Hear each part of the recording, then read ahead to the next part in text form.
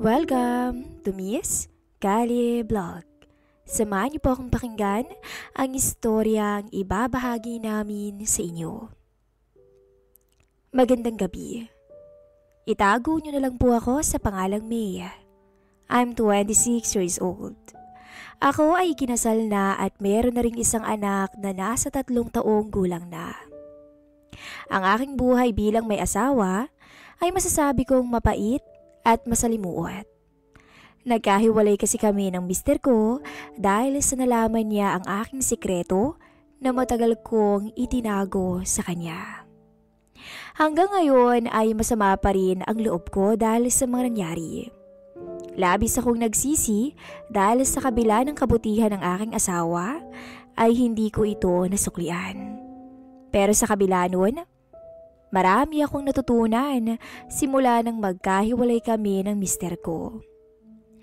Naalala ko man siya paminsan-minsan, pero kailangan kong mag-move on.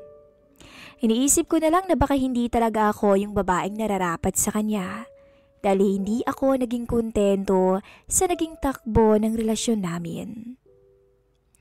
Nang magkahiwalay kami ng asawa ko, ay naisipan kong magpakalayo at lumipat sa Laguna. Malayo sa pamilya niya at sa kanya. Nangupahan ako sa isang apartment kung saan nakilala ko ang mag-asawang Karen at Darren. Katabi lang ng unit ko ang unit na inuupahan nila. Si Karen ay isang housewife lang at ang mister niyang si Darren ay isang pahinante ng isang service truck na bumabiyahe araw-araw sa Laguna. Sa una ay hindi ko alam kung paano magsisimula, lalo't mayroon akong anak na hindi pa pwedeng maiwang mag-isa sa apartment. Mabuti na lang at hindi ako nahirapan sa paghahanap ng babysitter dahil nagpresenta si Karen na siya na lang muna ang mag-aasikaso sa aking nag-iisang iho. Bagong kasal lang kasi sila ng kanyang mister, kaya ng panahon na yon ay wala pa silang baby. Malaki ang utang na loob ko kay Karen dahil kung wala siya ay hindi ako makakahanap ng trabaho. Lumipas ang isang buwan ay natanggap ako bilang bank teller sa isang bangko, hindi kalayuan sa apartment na inuupahan ko. Madali lang ako natanggap sa trabaho dahil may karanasan na ako sa ganoong trabaho. Sa katunayan nga ay naging manager ko ang dati kong mister. Hanggang sa niligawan niya ako at hindi nga nagtagal ay kinasal kami. Halos magkasing edad lang kami ni Karen. Kaya naman nagkasundo kami kaagad. Lagi nga niya akong binobola na ang ganda-ganda ko raw. At wala raw si itsura ko na may anak na ako. Hindi naman sa pagmamayabang, pero maarte talaga ako pagdating sa katawan ko. Kaya napanatili ko ang kaputian at kinis ng aking kutis. Minsan nga, pansin ko na madalas akong pagmasda ng palihim ng kanyang asawa kapag nasa kanila ko. Pero binaliwala ko na lang yun dahil sanay naman na akong pagtinginan ng mga lalaki sa daan. Kapag weekends, madalas kong ipasyal ang aking anak. Minsan sumasama rin sa amin si Karen kapag wala ang mister niya. Kaya naman naging mag-best friend talaga kami. Minsan nga, kung anong bilhin kong damit, ay bumibili rin siya. Magkaiba nga lang ng kulay. Nakakatuwa ang naging samahan namin ni Karen. At halos lahat ng istorya ng aking buhay ay naikuwento ko na rin sa kanya. Madalas kasi siyang mga magtanong tungkol sa buhay ko. Madalas ginagabi rin ako sa kanila pag sinusundo ko ng anak ko. Nag-i-stay pa ako doon ng mahigit 1 oras para lang makipagkwentuhan kay Karen. Ewan ko ba? Ganun yata talaga ang mga babae. Minsan ay muli akong napatambay sa unit nila. Mag-aalas 8 na ng gabing yun. Anong oras ba darating ang mister mo? Tanong ko dahil late na at napansin kong wala pa ang asawa niya. Naku, mamaya pa yung darating. Sagot niya naman. Merong pinuntahang birthday party dun sa kanyang kumpare. Dagdag pa niya. Bakit hindi ka sumama? Tanong ko. Naku, ayoko nga sumama. puro sila mga lalaki doon. Tsaka mag-iinuman lang naman yung mga yun, no? Sabi niya nang may biglang kumatok sa pinto. Pinagbuksan ito ni Karen ang pinto. Habang ako naman ay inaayos ko na yung mga gamit namin para kami makauwi na ng baby ko. Paglingon ko sa pinto, si Darren nga yung dumating. Ang kanyang mister. Maya-maya lang ay biglang niyapo si Karen ang kanyang mister at pilit na sinuyo ng halik. Ano ka ba? May tao? Nandyan pa si May. Pagtutol ni Karen sa mister. Napalingon si Darren sa akin habang siya ay nakayakap. Nagsalubong ang mga mata namin. Tila nangungusap ang mga mata niya na para bang may gustong ipahiwatig. Ilang segundo lang at nahuli kong napasulyap to sa aking legs. Medyo nakaramdam ako ng hiya, kaya medyo iniiwas ko ang sarili ko sa harap niya. Pasensya na, Mi. Sabi nito sabay kalas niya kay Karen. Naku, wala yun. Para naman kayong bagong kasal dyan. Biro ko na lang sa kanila. Ganyan talaga yung si Darren pag nakainom. Pagbukas mo pa lang ng pinto, yayakapin ka na kaagad. Sabay lalambingin. Sabi naman ni Karen. May itsura din si Darren. Moreno at batakang pangangatawan. Palibasa laging babad sa araw. Ang sabi sa akin ni Karen ay nasa edad 35 pa lang to. Pero mukha lang 40 dahil sa uri ng kanyang trabaho. O siya, uuwi na kami. Ginabi na kami at baka makaistorbo pa ako sa inyo. Muli kong biro sa kanila. Nang makauwi, pinatulog ko muna ang aking anak. Tsaka ako nag-shower muna para maibsa ng pagod sa trabaho. Pagka-shower ko ay wala pala akong dalang damit pambihis. Kaya nakatawel lang ako nang lumabas ng banyo. Habang pinapatuyo ko ang damit ko, ay binuksan ko muna ang TV sa may sala at naupo muna ako sa may sofa. Maya-maya lang ay may ingay akong naririnig sa pader na parang may bumabangga rito. Sa isip-isip ko naman, gabi na. Imposibleng merong maintenance na nagre-repair. Kaya naman bigla akong napatakbo sa bintana. Dahil baka may tao. Pero nang tingnan ko ay wala naman. Hanggang sa marinig ko ulit ang ingay na yon at nakumpirma ko nga na nanggagaling yun sa pader sa may sala sa tapat ng unit nila Karen. Tsaka ako lang naisip, nakawarto pala ng mag-asawa ang kabilang side noon. Napaisip ako ulit. At hindi ko alam kung bakit biglang inilapit ko yung tenga ko sa pader. Gusto kong makasiguro kung anong nangyayari sa kabila. At dahil sa medyo may kalumaan na yung apartment, kaya siguro konting kilos lang ay rinig na ang ingay. Hanggang sa makumpirma ko nga na abala ang mag-asawa sa kama. Para akong nainggit at nadala sa aking manarinig. Ewan ko pa. Siguro dahil matagal na rin akong sabik sa kama. Mag-iisang taon na rin kasi simula nung magkahiwalay kami ng aking asawa. Nainggit ako nun kay Karen. Dahil alam kong sa puntong yun ay baliw na to sa kakaibang alapaap na matagal ko nang ninanais na muling matamasa. Namalayan ko na lang ang sarili ko na napahaplos sa aking katawan. Hanggang sa tuluyan akong napatingala sa kisame ng gabing yun. Kinabukasan, maaga akong umuwi galing sa trabaho, kaya dumiretso na agad ako kina Karen. Nagulat na lang ako sa biglang binungad sa akin ni Karen. Psst, sorry ang ingay ba namin kagabi? Lasing kasi siya eh. Saad nito? Ha? Nagmamaang-maangan kong sagot. Bakit? Hindi mo pa kami narinig kagabi?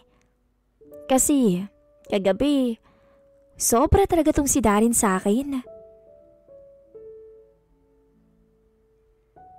Nakwentuhan ko lang siya tungkol sa iyo eh. Saad pa ni Karen. Anong sabi mo? Tanong ko ulit na parang nagtataka. Ikaw talaga, May. Hindi na kita kukwentuhan sa susunod. Sige ka. Ganito kasi yun. Nasabi ko kasi kay Darren na hiwalay ka sa mister mo. At sinabi ko rin na matagal ka ng uhaw sa... Alam mo na. Ikaw talaga? Pati ba naman yun? Ikinuwento mo pa. Sa atin na lang yun, di ba? Sabi ko naman. Ewan ko ba dun sa lalaking yun? Biglang ginanahan Sabi nito. Nako, wag ka nang magkwento sa kanya tungkol sa akin Sabay ngiti ko. Isang araw ay sila naman ang bumisita sa amin. May dala pala kaming ulam nitong mister ko. Saan ni Karen habang bitbit ang mga dalang pagkain. Ganun ba? Sige, dito na kayo mag-lunch. Sabi ko naman. Dahil sa palagi kong nakakausap at nakakasamang mag-asawa, ay pati si Darren ay naging ka-close ko na rin. Parang nakikita ko sa kanya ang mister ko ang mapagbiro. Nga pala May, Labor Day sa Monday, long weekend. Walang pasok. Saan lakad mo? Tanong ni Karen. Baka dito lang kami sa bahay. Kayo ba? Sagot ko naman. Ito kasing si Darren. Wala ring trabaho. Kaya merong pupuntang isang katrabaho niya sa amin. Kung gusto mo, pumunta ka nilang din sa bahay. Pwede rin tayong uminom dun. Oo nga naman. Paminsan-minsan naman sumali ka. Sige na. Sabat naman ni Darren sabay ngiti sa akin. Sure, sige. Pupunta ako. Ano bang dadalhin ko? Sabi ko. Wala. Magluluto na lang tayo. Sabi ni Karen. So ganun nga ang naging usapan namin. Nagdesisyon kaming dito na lang sa unit ko magluto. At marami raw gamit na nagkalat sa unit nila Karen. Kaya baka hindi kami makapagluto ng maayos doon. Sumapit na nga ang Lunes. Matapos naming magluto ni Karen ay naglinis lang ako ng konti sa bahay. Pagkatapos ay agad na ako nag-shower. Habang nasa banyo ay may tumawag sa pangalan ko. Si Karen pala. Nagsabi siya na nakalimutan ko raw isara ang pinto namin. At tutuloy na siya dahil kukunin raw niya yung mga niluto namin para dalhin sa unit nila. Nang makuha ang mga pagkain, ay nagpaalam na rin siya na alis na para bumalik sa kanilang unit. Ako naman ay itinuloy ko ang pag-shower. Habang nagsasabon ako, ay biglang napansin ko na bukas yung pinto ng washroom. Madalas kasing hindi ako naglalak ng pinto. Iniisip ko na lang na baka bumukas lang yun ng kusa, kaya itinuloy ko lang mag-shower. Maya-maya ay parang may aninong nakatayo sa gilid ng pinto. Karen? Ikaw ba yan? Sigaw ko pero wala namang sumasagot kaya nagpatuloy lamang ako. Pero nagulat ako nang mapansin kong may nakatayo nga talaga sa may gilid ng pinto ng washroom. Sino yan? Karen, ikaw ba yan? Muli kong tanong. May? Si Darren to. Tinutulungan ko lang si Karen na magdala ng ibang gamit dito. Hinahanap kita, nandyan ka pala. Nakalimutan mo yatang isara tong pinto. Isasara ko lang, sabi nito. Medyo lumakas ang tibok ng puso ko. Dahil nalaman kong kanina pa pala ako pinagmamasdan ng palihim ni Darren habang nagsishower. At sigurado ako na nakitaan niya ako ng buong buo dahil sa transparent lang yung sliding cover sa shower. Agad kong tinapos ang pag-shower ko at nagbihis na. Maya-maya ay dumating na yung mag-asawa. Sinabi nila kung pwedeng dito na lang daw kami mag-inuman sa bahay dahil mas malawak daw ng kaunti yung unit kumpara sa kanila. Pumayag naman ako agad pero nahiya akong tumingin kay Darren dahil sa nangyari kanina. Maya-maya lang dumating ang bisita ni Darren. Si Harold, ang medyo may edad ng driver ng truck na laging kasama ni Darren sa pagdi-deliver. Maya-maya ay lumapit to at pinakilala siya sa akin ni Darren. Ginitian ako ng matanda, sabay tingin sa katawan ko. Nakamaiksing short lang kasi ako ng gabing yun at naka-t-shirt ng manipis. Kumuha agad ng may inumtog si Darren.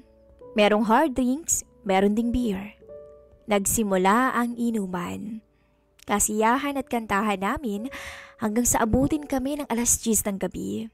At lahat kami hilo na sa alak. Tuwang-tuwa ang katrabaho ni Darren. Hanggang sa pati si Darren ay mukhang lasing na rin. Maya-maya ay napansin kong mukhang type ng matandang driver ang misis ni Darren. Paray kasi ang tingin niya rito. Habang kumakanta si Darren ng videoke, ay tumayo tong si Karen para pumunta sa washroom. Sumunod naman ang may edad ng driver. Sa isip-isip ko, iba na to. Nahuli kong sinundan siya sa washroom ng driver. Samantalang ako ay naiwang nakaupo sa sofa kasama si Darren na abala pa rin sa pagkanta. Maya-maya ay tuluyang lumabas ng unit ko si Karen at sumunod ulit si Harold. Sa puntong yun ay iba na ang hinala ko. Itinuloy namin ang inuman ni Darren. Ako naman ay huminto na dahil sa pakiramdam ko ay napasobra na ako sa alak. Parang umiikot na ang paningin ko sa mga oras na yun. At sigurado kung pag tumayo ako, ay matutumba na ako. Nang tumagal ng ilang minuto ay napansin na rin sa wakas ni Darren na nawawala ang kanyang misis at ang kanyang katrabaho na si Harold. Nasaan sila? Nasaan sila Karen at Harold? Tanong nito sa akin. Lumabas sila eh, sabi ko. Ha? Gulat nitong sabi. Si Karen, uuwi lang daw saglit? Okay, sige. Saglit lang susundan ko, sabi niya.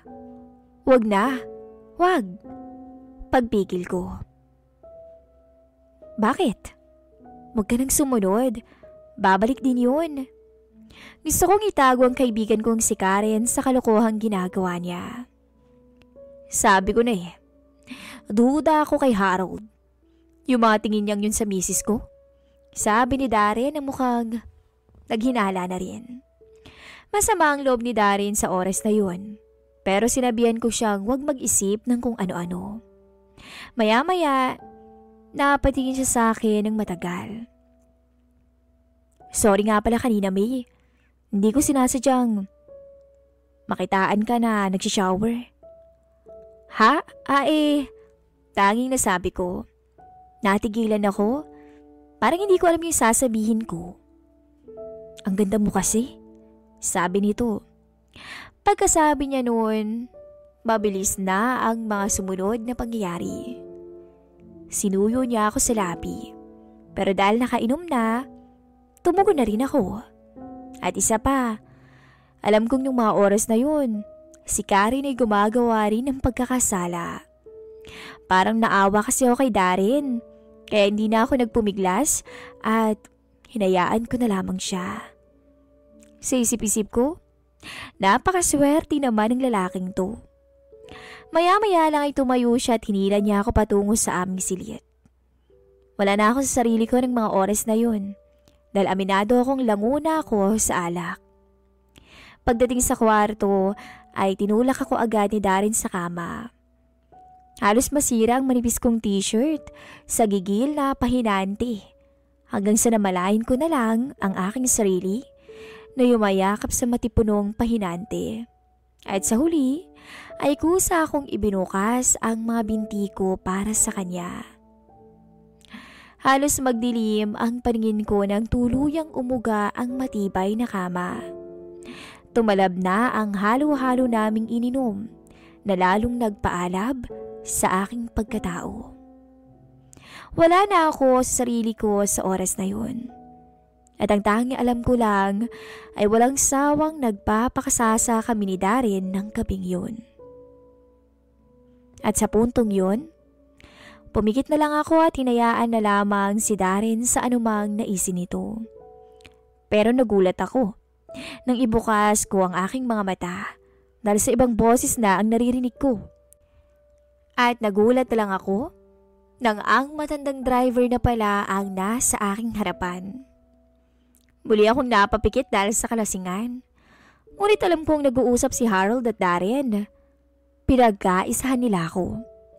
Hindi ko alam kung paano nangyari yun, pero para sa isang katulad kong uhaw, ay di ko minasama na sa isang gabi ay dalawang lalaki ang sabay na nakinabang sa akin. Kinabukasan, naisip ko yung mga nangyari sa amin ng pahinante at ng matandang driver. Pinaglaruan nila ako, pero di naman ako nagalit. At pumabor din naman sa isang katulad kong walang asawa. Pumunta ako kila Karen at tinanong ko to kung bakit hindi na siya nakabalik nung gabing yun. Ang sabi niya naman, sumuka raw siya ng sumuka dahil sa sobrang nainom, kaya hindi na siya nakabalik pa. Tinanong ko pa siya kung si Harold ay sinundan siya. Pero ang sagot niya ay hindi naman daw. Pero nakita niya tong nagyosi lang sa labas. Nakonsensya tuloy ako sa nagawa ko sa kaibigan kong si Karen. Akala ko kasi ay sinundan siya ni Harold at may ginawa silang kababalaghan. Pero wala pala. Simula noon, umiwas na ako sa mister niya.